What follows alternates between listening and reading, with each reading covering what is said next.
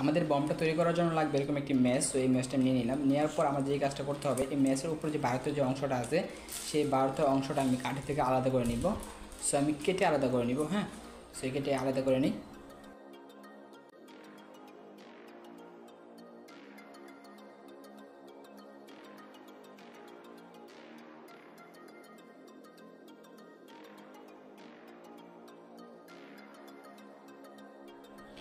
So দেখতে পাচ্ছেন মানে কাঠি থেকে বারগুলো আলাদা করে নিয়েছি। সো দেখতে পাচ্ছেন একটা গুঁড়ো করে নিয়েছি, আরেকটা আমি কেটে নিয়েছি। তো দেখবো কোনটার বেশি আওয়াজ হয় বমটা বানানোর পর। এখন যে কাজটা করতে হবে আমাদের, এরকম একটা যে খালি বক্স লাগবে, বক্সের উপর যে করে দেখতে পাচ্ছেন যে কষাতে আমরা যে আগুন ধরাই এটা লাগবে। সো এটা আমি এখানে কেচি দিয়ে কেটে নিব।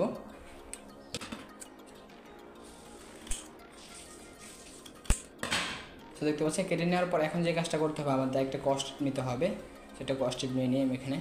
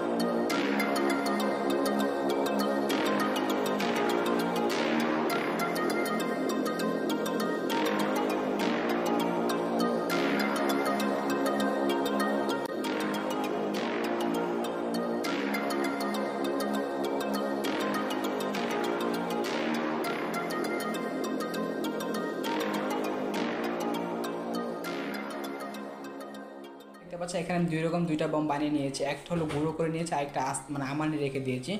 দেখবো এখানে কোনটার বেশি আওয়াজ হয়। চলুন ফাটিয়ে দেখানো যাক। এখন আমরা এই বমটা ফাটিয়ে দেখাবো আপনাদেরকে।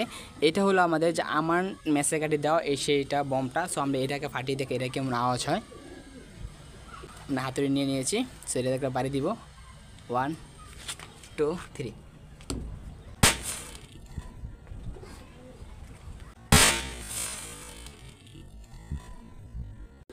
মোটামুটি বলা যায় ভালো পরিমাণে আওয়াজ হলো, কিন্তু আমার মেসে গাড়িগুলো অনেক ড্যাম, এই জন্য ফুটলো না। যাই হোক, প্যারা নেই, অনেক ভালো পরিমাণে আওয়াজ হয়েছে। এখন আমাদের এটা হলো যে গুঁড়াটা ফুটাই দেখাবো আপনাদেরকে।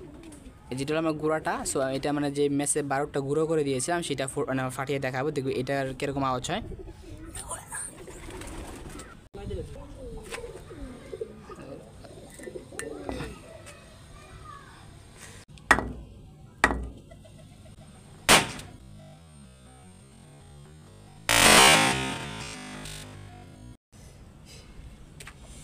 এটা বলা যে ভালো পরিমাণে আওয়াজ হয়েছে। সো দেখেন এটা পুরো ফাইটে গেছে। এই যে এখানে বলা যে আমাদের যেটা মানে গুঁড়ো করে দিয়েছিলাম এটার আওয়াজটা অনেক বেশি হয়, আর যেটা আমরা আমান দিয়েছিলাম এটার আওয়াজটা অনেক কম হয়। তো সবাই বানালে আপনারা গুঁড়ো করে বানাবেন, তাহলে এটা আওয়াজটা অনেক বেশি হয়। কথা